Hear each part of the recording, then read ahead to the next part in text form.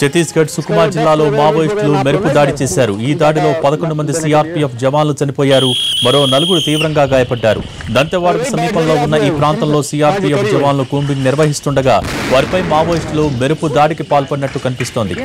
2 వర్గాల మధ్య ఎదురు కాల్పులు కొనసాగుతున్నట్టు తెలుస్తోంది. మరోవైపు దంతెవాడ ప్రాంతంలో కూంబింగ్ నిర్వహిస్తున్నారు పోలీసులు.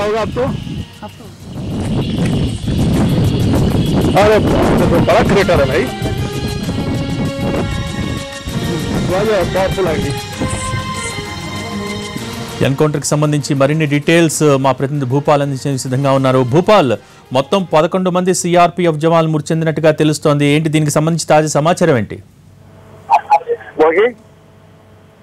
ఛత్తీస్గఢ్ రాష్ట్రంలో మరోసారి చాలా కాలం తర్వాత సిఆర్పీఎఫ్ జవాన్లు 11 మంది వరకు చనిపోయినట్టు మనకు సమాచారం ఉంటుంది. ఈ రోజు అంటే తెల్లవారుజామున మావోయిస్టులు సిఆర్పీఎఫ్ అంటే దీనికి సంబంధించిన సిఆర్పీఎఫ్ ప్లాటూన్ పై దాడి చేశారు. అక్కడ ఆ దాడి చేసిన సమయంలో వాళ్ళకి ఉదయం నుంచి ఎదురుకాల్పులు జరుగుతున్నట్టుగా మనకు సమాచారం ఉంటుంది. ఈ నేపథ్యంలో 11 మంది వరకు సిఆర్పీఎఫ్ జవాన్లు చనిపోయినట్టు మనకు సమాచారం ఉంటుంది.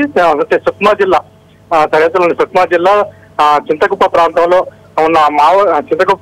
ఉన్న సిఆర్పీఎఫ్ సంబంధించిన ఈ బెటాలియన్ సంబంధించి దాడి చేసిందో ఈ దాడిలో దాదాపుగా 20 నుంచి 30 వరకు భారీ ఎత్తున ఆయుధ సామగ్రిని కూడా వీళ్ళు మావోయిస్టులు తీసుకుపోయినట్టుగా మనకి ఇప్పటివరకు అందుతున్న సమాచారం బట్టి తెలుస్తుంది. అయితే ఇది ఈ రోజు ఉదయం నుంచి జరిగిన నేపథ్యంలో కాల్పులు జరిగిన నేపథ్యంలో కొంతమంది మావోయిస్టులు దాడిలో గాయపడిన వాళ్ళు కూడా ఉన్నారు.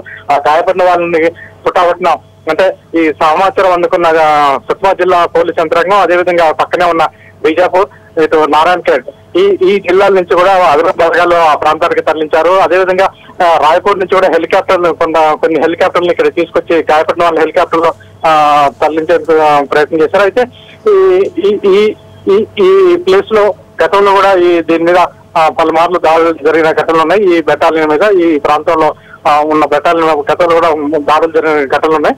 అయితే వాటిని హెలికాప్టర్ ద్వారానే గాయపడిన వాళ్ళు తీసుకెళ్ళడానికి సాధ్యమవుతుంది తప్పితే మామూలుగా రోడ్డు మార్గాన్ని మరో మార్గాన్ని తీసుకెళ్ళడానికి వీళ్ళని పరిస్థితుంది. దీంతో కొంత ఈ సుక్మా అదేవిధంగా బీజాపూర్ జిల్లాల మధ్య కూంబింగ్ లోని పోలీస్ యంత్రాంగం కూడా విస్తృతంగా చేశారు. దీనికి సంబంధించి ఇప్పటికి ఇంకా పూర్తి సమాచారం అందవలసి ఉంది. భోగి అయితే భూపాల్, మావోయిస్టుల దాడి తర్వాత ఇటు సిఆర్పీఎఫ్ బలగాలకి అలాగే మావోయిస్టులకు మధ్య ఎదురు కాల్పులు కూడా కాల్పులు జరిగినట్టుగా కూడా తెలుస్తోంది. కాల్పుల్లో ఎవరైనా మావోయిస్టులు చనిపోవటం కానీ గాయపడటం కానీ దానికి సంబంధించి ఏమైనా సమాచారం ఉందా? భోగి, ఛత్తీస్గఢ్ రాష్ట్రంలో ప్రధానం దక్షిణ బస్తర్ జిల్లా అని చెప్పుకుంటున్న ఈ ప్రాంతంలో నారాయణఖేడ్, సుక్మా జిల్లా, బీజాపూర్ ఈ ప్రాంతంలో మావోయిస్టు ప్రభావిత ప్రాంతం ఎక్కువగా ఉంది.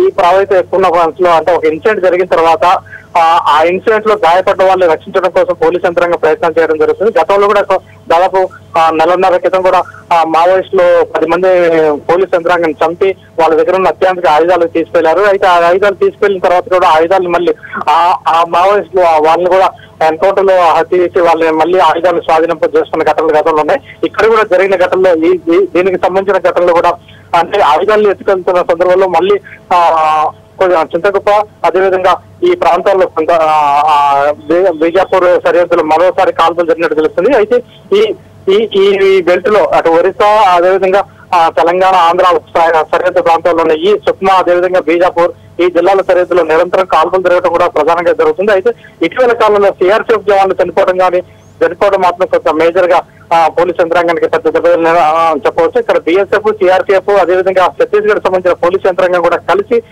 కార్యక్రమాలు నిర్వహిస్తుంటే వీళ్ళందరూ కూడా కార్యక్రమాలు నిర్వహిస్తున్న నేపథ్యంలో ఇప్పుడు కూడా ఈ జరిగిన ఘటన నుంచి కొంచెం తేరుకొని అదనపు బలగాన్ని ఆ ప్రాంతాన్ని తరలిస్తున్న పరిస్థితి మనకు కనబడుతుంది. అయితే మరో ఎన్కౌంటర్ జరిగినట్టు సమాచారం ఉంది కానీ పూర్తిగా ఎంతమంది ఏంటని పూర్తిగా తెలియని పరిస్థితి. ఇప్పటికే చనిపోయిన వాళ్ళ పేర్లు కూడా గుర్తించారు. ఏఎస్ఐతో పాటు హెడ్ కానిస్టేబుల్ అదేవిధంగా మరో 4 ఉన్నారు. మొత్తం కూడా అంటే ఈ సీరియస్ ఇంజూరీ అయిన వాళ్ళు కూడా 6 నుంచి 7 వరకు ఉండవచ్చు అని తెలుస్తున్నారు. ఇది చింతకుప్ప అంటే 74 బెటాలియన్ సిఆర్పీఎఫ్ సంబంధించిన పార్టీ ఇక్కడ ఉంటుంది. అంటే ఇప్పటి వరకు మనకు అంటున్న ప్రకారం అక్కడ పోలీస్ యంత్రాంగం చెప్పిన ప్రకారం 74 బెటాలియన్ సిఆర్పీఎఫ్ చెందిన ఈ బెటాలియన్ ఇక్కడ జరుగుతుంది. దీనికి సంబంధించి ఇంకా పూర్తి వివరాలు రావాల్సి ఉంది. భోగి. భూపాల్ పూర్తి సమాచారం అప్పట్లోపల వచ్చే అవకాశం ఉంది. అలాగే ఈ ఘటన ఓవరాల్ గా ఈ ఘటనకు సంబంధించి పోలీసు అధికారులు ఏమంటున్నారు? ఇక్కడ సంబంధించి అంటే దాదాపుగా ఈ ప్రాంతంలో చెప్పాలంటే అటు మావోయిస్టులకి పోలీసులకి భారతదేశంలో ఎక్కడా లేని విధంగా ఒక ఛత్తీస్గఢ్ లో అది కూడా దక్షిణ వస్తారు ఈ ప్రాంతంలోనే మావోయిస్టులకి పోలీసులకి మధ్య భారీ ఎత్తున అంటే పోరాటం యుద్ధం జరుగుతుందని చెప్పవచ్చు. ఈ యుద్ధం జరుగుతున్న నేపథ్యంలో ఇక్కడ ఎటువంటి అటు మావోయిస్టులు కానీ ఇటు పోలీసు యంత్రాంగం కానీ ఎటువంటి సమాచారాన్ని బయటకు లీక్ చేసే పరిస్థితి కనపడలేదు. ఇప్పటి వరకు జరిగిన ఈ ఇన్సిడెంట్ సంబంధించి ఇంకా పోలీసు అధికారులు దీనిపై ఇంకా స్పందించట్లేదు. గతంలో ఉన్న ఈ ప్రాంతంలో పనిచేసిన డిఐజీ వాళ్ళందరూ కూడా ఐజీలను కూడా బదిలీ చేసి మరో కొత్త అధికారులను ఇక్కడ నియమించిన పరిస్థితి. అయితే గత 4 నెలల కాలంలో చూస్తే ఈ ఏడాది 4 నెలల కాలంలో చూస్తే కొంత మావోయిస్టు కార్యక్రమాలు కొంత వెనకంజ వేసిన ఉన్నాయి. ఇక్కడ ఎన్కౌంటర్లు కూడా కొంత మేరకు అంటే ఇక్కడ పోలీస్ యంత్రాంగం పై చేయి జరుగుతుంది. ఈ ఒరిస్సా సరిహద్దు అదేవిధంగా ఛత్తీస్గఢ్ ఈ సరిహద్దులో ఉన్న ఈ గ్రామాల్లో లొంగుబాట్లను ఎక్కువగా పోలీస్ యంత్రాంగం ప్రోత్సహిస్తూ మావోయిస్టుల్ని నిర్వీర్యం చేసేందుకు ప్రయత్నాలు జరుగుతున్నది కొంతకాలంగా జరుగుతుంది. ఇప్పుడు దీనికి సంబంధించి ఈ ఎన్కౌంటర్ సంబంధించి రాయపూర్ నుంచి అక్కడి నుంచి డీజీ కూడా ఇక్కడికి వస్తారనే సమాచారం ఉంటుంది. అదేవిధంగా కేంద్ర స్థాయిలో కూడా అంటే ఒక కొంతకాలం తర్వాత మేజర్ ఎన్కౌంటర్ జరిగిన నేపథ్యంలో కేంద్ర స్థాయిలో కూడా కొంతమంది ఈ ప్రాంతానికి అధికారులని పంపించేందుకు ప్రయత్నాలు జరుగుతున్నట్టుగా మనకి సమాచారం ఉంటుంది. అయితే ఇప్పుడు రాయపూర్ నుంచి కూడా అదనంగా హెలికాప్టర్ని అదేవిధంగా మరి కొంతమందిని కొంత పోలీస్ యంత్రాంగాన్ని కూడా అక్కడికి తరలిస్తున్నట్టుగా మనకి సమాచారం ఉంటుంది. Bhogi thank you Bhupal.